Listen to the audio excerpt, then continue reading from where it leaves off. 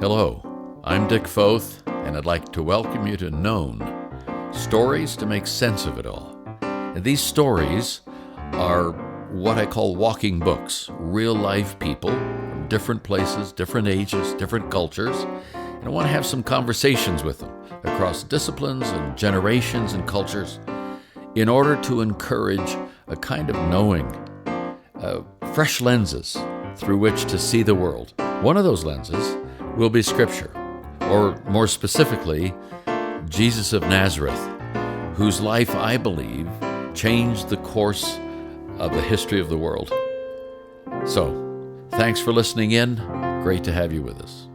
Well, it's Thanksgiving week, and I wanted to just encourage you with both some readings and a great conversation that I had with a farmer friend back in Illinois a few weeks back. Let's start with part of a letter that the Apostle Paul wrote 2,000 years ago in the first century to a farming community in northern Greece. Little town, probably 10,000 to 15,000 people. It was called Philippi. Listen to what he says in the last part of his letter. Don't worry about anything. Instead, pray about everything. Tell God what you need and thank Him for all He's done. Then you will experience God's peace, which exceeds anything we can understand. His peace will guard your hearts and minds as you live in Christ Jesus. And now, dear brothers and sisters, one final thing. Fix your thoughts on what is true and honorable and right and pure and lovely and admirable. Think about things that are excellent and worthy of praise. Things to give thanks for. Back in October of 1863, October the 3rd to be precise, Abraham Lincoln, the President of the United States, right in the middle of the worst war we've ever experienced in terms of casualties, what we call the Civil War, issued a proclamation regarding what we're going to do this week, Thanksgiving week. Listen to what he says. I'm not going to read the entire thing, but the context is this brutal conflict that's going on. Washington, D.C., October 3, 1863, by the President of the United States of America, a proclamation. The year that is drawing towards its close has been filled with the blessings of fruitful fields and healthful skies. To those bounties which are so constantly enjoyed that we are prone to forget the source from which they come, others have been added, which are of so extraordinary a nature that they cannot fail to penetrate and soften even the heart which is habitually insensible to the ever-watchful providence of Almighty God. He says some things about the war itself and then goes on to say this. Population has steadily increased, notwithstanding the waste that has been made in the camp, the siege, and the battlefield. And the country, rejoicing in the consciousness of augmented strength and vigor, is permitted to expect continuance of years with large increase of freedom. No human counsel hath devised, nor hath any mortal hand worked out these great things. They are the gracious gifts of the Most High God, who, while dealing with us in anger for our sins, hath nevertheless remembered mercy.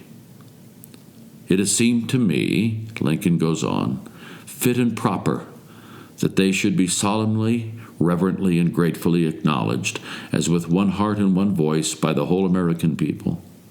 I do therefore invite my fellow citizens in every part of the United States, and also those who are at sea and those who are sojourning in foreign lands, to set apart and observe the last Thursday of November next as a day of thanksgiving and praise to our beneficent Father who dwelleth in the heavens.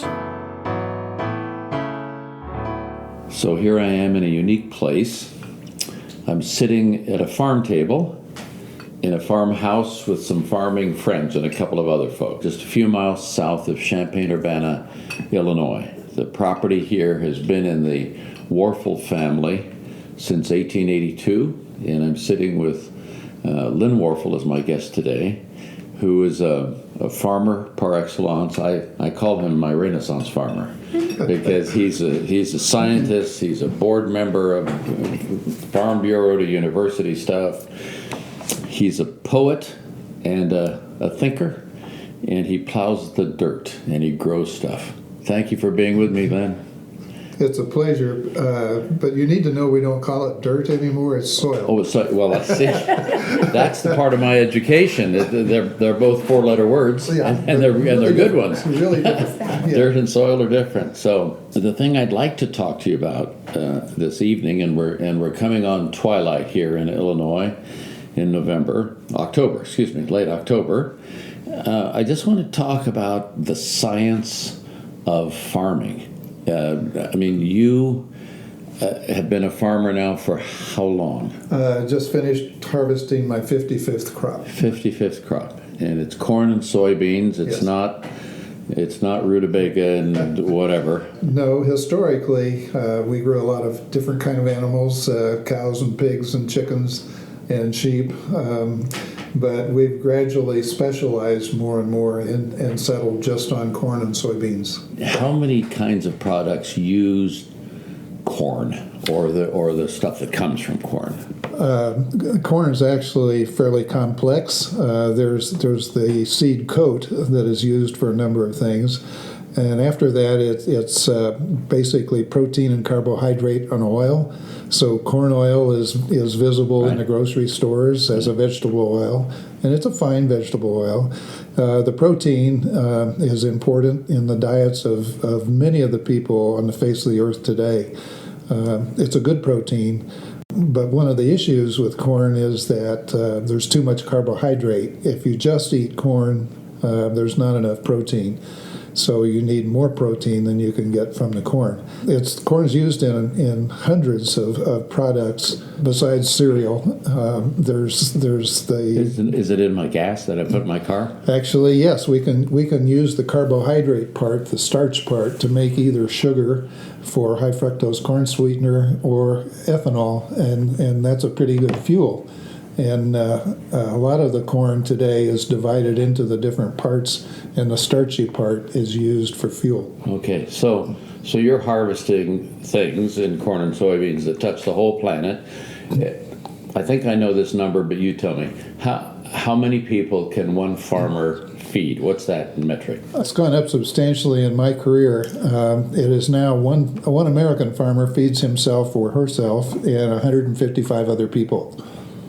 There you go. Yeah, it's amazing because right here in this area, historically, the first Americans, the ones we call Indians or Native Americans, they were just first. They would often starve because they were hungry. They hadn't enough food to eat to survive. Right. And so starvation was fairly common. And now we're producing incredible amounts of food on the same land. So when I met you in the late 60s or early 70s, so that's almost 50 years ago, if my math is right, you were farming about 2,000 acres with help here, correct? Something like that. I started with 160 acres, went to 500 acres, eventually went to about 1,000 acres, and then to 2,000 acres. Okay. Now you're back to 640 plus or take a little bit, Yeah. mostly by yourself. And I can do that with large machinery. The productivity of the machinery has changed dramatically in my career. So tell our listeners, if you will, how long it took your grandpa to, well, just give us that little story about your grandpa. Well, great-grandpa and my grandpa were really hard-working guys, and they could harvest 100 bushels of corn in a really big day.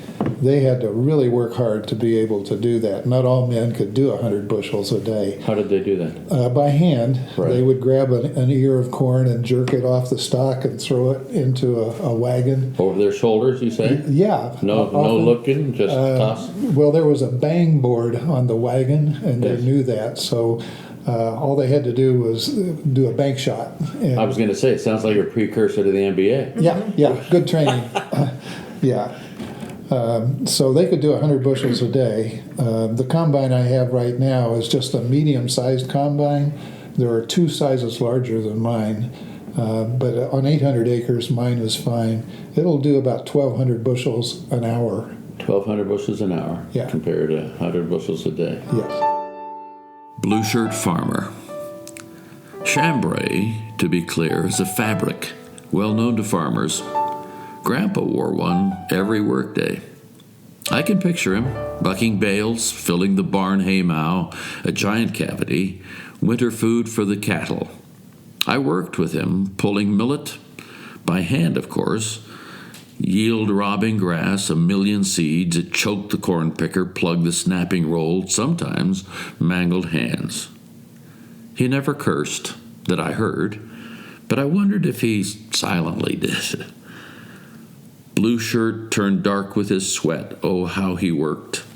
Sun up to dark 30 in the fields. Before dawn, milking, feeding livestock. Grandma's clotheslines were long. Her wash fluttered in summer breezes. Winter washings froze stiff, like us, but dried anyhow, somehow. Great-grandma carried 5-gallon buckets of water. Monday was carry day. Tuesday, wash day. Too much work for one day. First, Grandma washed the lines, then had clothespins in her apron. I can still see her working, deeply satisfied, clean clothes on display, flapping in the breezes.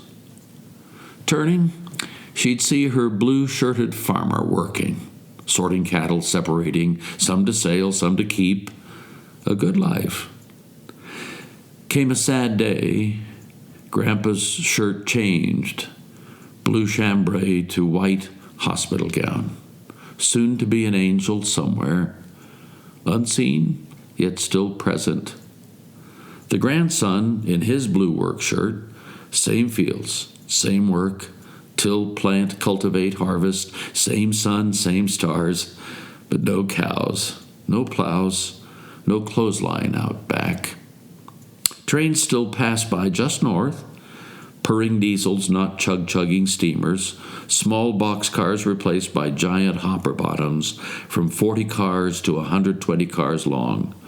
Corn and soy surge away, far away, distant lands receiving.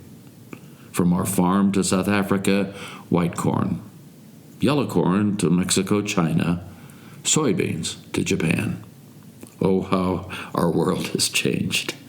Except the farmer wears blue shirts. So when we think of science and we think of agriculture, what are the big things you've seen in the last 30 years that have changed it? Like, I know this part, like the GPS Yes. that guides your combine, right? Well, yes, that's part of the computerization of agriculture, and GPS technology is really neat, and that allows us to collect terrific amounts of information and organize it and make sense out of it so that it's useful. It's not just the collection of data, it's useful data. And so computerization since about 1980 has been really helpful. Like how? How does it help you? Just give me a little snippet. We can collect layers of information and then compare those layers. For example, we can take a soil sample every 100 feet in a field and then put that on a map and have it in a digital form. And that's one layer. And then we can, with our combine, with computerization, we're able to, every 100 feet, in effect, take a sample of the productivity of that exact spot in that exact field and create another digital map and overlay those two maps and then see how the productivity of that specific spot is. And then we can also do stuff like drainage work and overlay that with the other two layers. And then we can overlay information from various hybrids. And so we can overlay lots of solid data. When I first started farming, there was a whole lot of seat of the pants kind of stuff. Sure. So, from experience and from my grandpa and so forth, we could make fairly good guesses about things. But in today's world, computerization allows us to use data. Okay. So what? So what does that do for you? We get more and more efficient and more productive. So the productivity. So you get comes bigger out. bang for the buck, or bigger bang for the seed in this case. Yes, yes. And so whereas 100 years ago, the United States did not export that much. Today, we export tremendous amounts of foodstuffs like corn and soybeans. Wow. You were talking to me earlier, offline as it were, about what I would consider microbiology, that is, looking not at what grows up out of the ground, but what is in fact in the ground. Just talk to me about that a little bit. Well, this is the most exciting soil, time of my career. not in the dirt. Right, soil. You got it. We're learning here. With computerization, with genetics, and the third area that's really exciting is what we're learning about microbes. 50-some years ago, when I was a college student, I studied 5 in the soil. We're now studying 10,000 in the soil, in plants, and in human beings. There's 1 billion microbes in 1 teaspoon of soil. The soil is so alive, it's phenomenal. That's why we can't call it dirt anymore, Dick. We got to call it soil. Thank you very much. Yes. And so we're constantly learning now, hand over fist, about microbes and how they interact with each other in the soil, in plants, and also in humans. The science there is really fascinating. And there's wonderful, very bright people in our universities and in companies studying microbes hand over fist and discovering things. I'm getting old. I'm 76 now, and one of the things I've learned is that basically we discover things. We don't invent things. The microbes have been here all the time. We're just now discovering them. You just found them. Yeah, we're just opening those doors, and it's phenomenal. Creation is absolutely phenomenal. So when you write, you don't sit down and write essays per se. You write with a felt marker, I think. Yes. A Sharpie. Yeah. On the inside of your combine window as you plow, or as the eye in the sky plows for you, whatever that is that's going on, where they turn on a dime and get straight rows and all that. Yeah. Straight furrows. Like, why do you write, and what do you write on the windows of your combine? Well, my environment there, I'm spending 14, 16 hours in this little glass house. Right. By myself. Right. And after listening to the radio for so long, that gets kind of boring. So I'm thinking and I'm observing. I'm seeing the clouds in the sky and watching what's happening in the fields. And as I see all these things, I'm just inspired to reflect on them and to write about them. So initially I write my thoughts on the windows with the felt tip Sharpie, and then I transpose those from the window to a laptop to the internet via email. So I read a couple of your pieces from your visit to Normandy in the summer of 2017. When I read about the farming, you're talking about the moisture in the morning and the sounds of the birds and the smell of the earth. And as a man of faith, of someone who believes Jesus is actually real, what does it do to your faith or for your faith when you do this day in and day out, both see it and write about it? Well, I have auto steer on the tractors and the combine with GPS technology. The tractor can steer itself in a straight line. Right. So my hands don't need to be on the steering wheel. So you're like a pilot. Yeah, it doesn't really want my hands on the steering wheel. So hands off. Okay. So what do I do for 14 hours? Okay. I got to sit on that seat or the machine stops.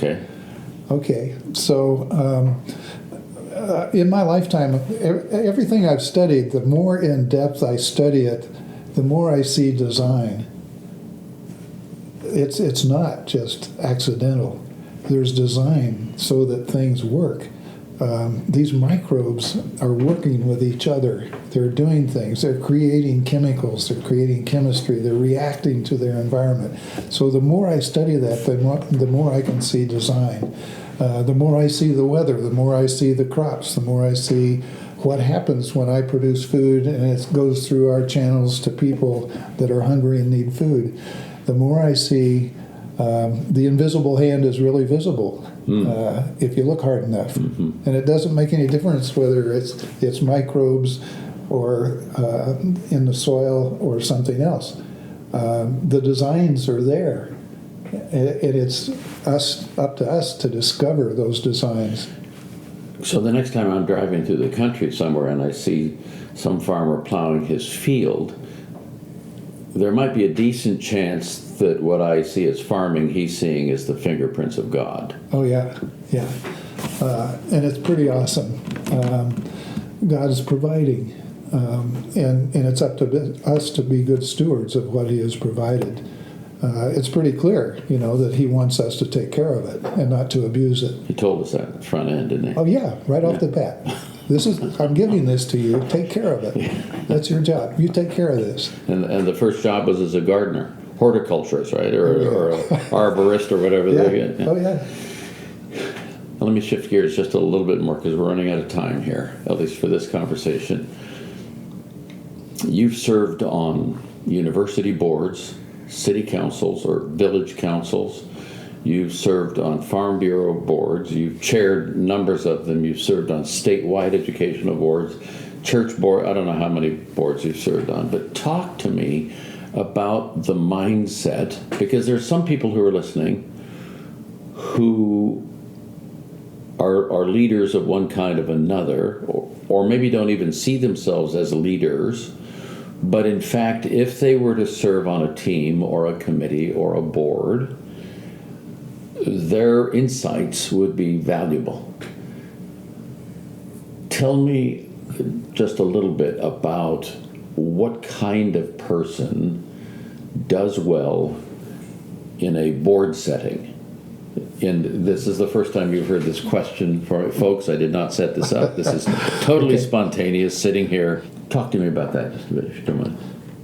Well, core values have a great deal to do with it, and one of the early core values that I learned as a Christian was that the essence of the Bible message is that we are to invest ourselves in people and in things eternal.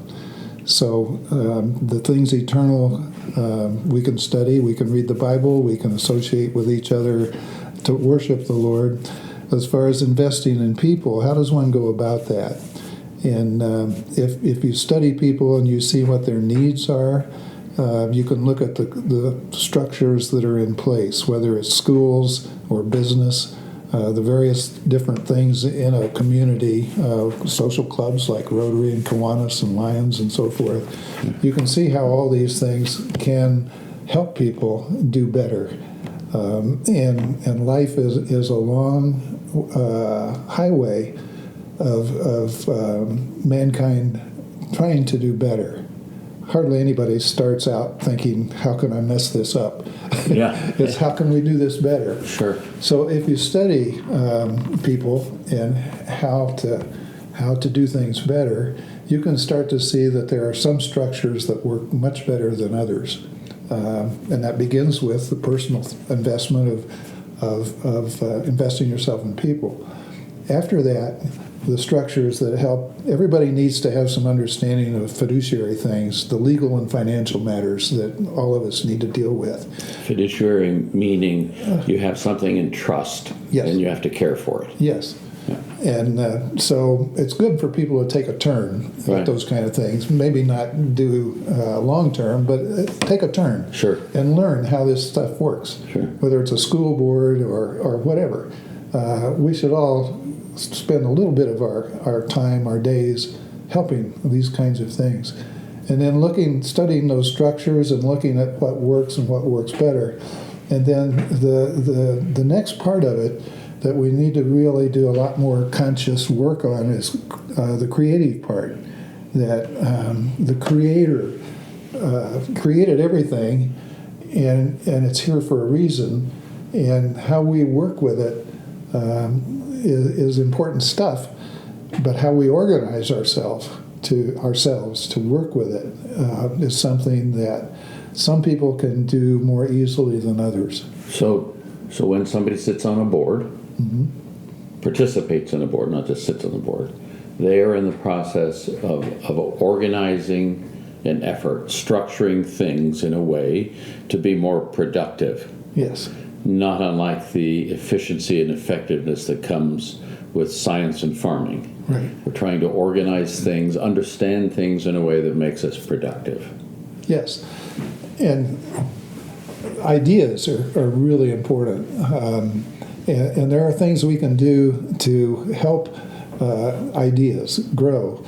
If you're on a board, you can provide some ideas yourself and then put that out for discussion and for thinking and maybe for action. But coming up with ideas is an important part of being on a board. And then the rest of that is how do you work with the ideas that somebody else puts up? What comes naturally is stepping on the idea or stomping on the idea. Early. Yeah. And so you kill creativity. So a good board member tries to encourage those who put forth an idea and consider that idea carefully and respectfully. Some ideas are going to work and some are not going to work. But each board member can help create an atmosphere of creativity that enhances and enables creativity. When I first became president of this little college in California, we had 35 board members. Somebody, because you never know at what level or weightiness an idea put on the table should be considered, right? I mean, you don't know. Right. And this one fellow said, when you put a thought out there, why don't you use the 1, 2, 3 method that he had used in a different setting? Mm-hmm. A 1 is, I just thought of this idea and I'm putting it out there. So you can say it's not great, so I won't be offended. A 2 is, I've really thought about this. I'm emotionally connected to it. Be very careful when you respond to it. And a 3 is, God said it, everybody get under the table. and so we had a deal one day, and somebody sort of gave a monologue that was pretty heated. And one of the other fellows on the board said, Bob, he said, what was that? Was that a... Because you could identify, this is a 0.7 or a 1.2 or a 2. He said, what number was that? He said, he's always about a 1.3. He said, really? It sounded like a 2.8. Yes. So yeah. I think the things that we do in concert, when Jesus says where 2 or 3 are gathered, I show up, I think that in itself may be the most powerful number in the world. But this idea of doing things in concert together, whether it's all of the science from the scientists and the manufacturers that goes into making your job as a farmer so much more productive now than before, or whether it's sitting on a board, all of those things, all of those orchestrations, I think, profound expressions of what we're built for. And I've got to tell you, I always like coming to Warfel Farms.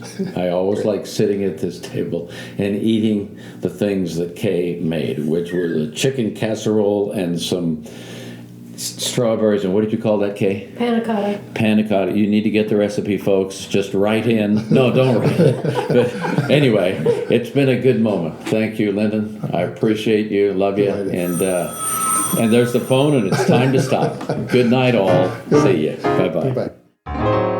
Just before we sign off this Thanksgiving week, let me read you one more of Lynn's thoughts, Sharpie penciled on the inside of a combine cab. He calls it nightcap. Mother Earth has her seasons, sometimes smoothing us from one to another. November comes to mind. Here on the food-filled prairie, we find fields of 2-week stubbled beards, cornstalk remnants, stiff, short soldiers, standing guard over mulched black soil, and soybean fields harvested, looking like earth carpet, cozy blanketed against ice and snow. Frost meets still warm sunshine, early morning greetings of diamonds on grass, leaves carpeting yards instead of gracing trees. It's almost like a nightcap before winter sleeps. Growing darkness hours, clock games begin, fall back, wait for spring forward. Good night, sweet soil, from whence I came, and shall return.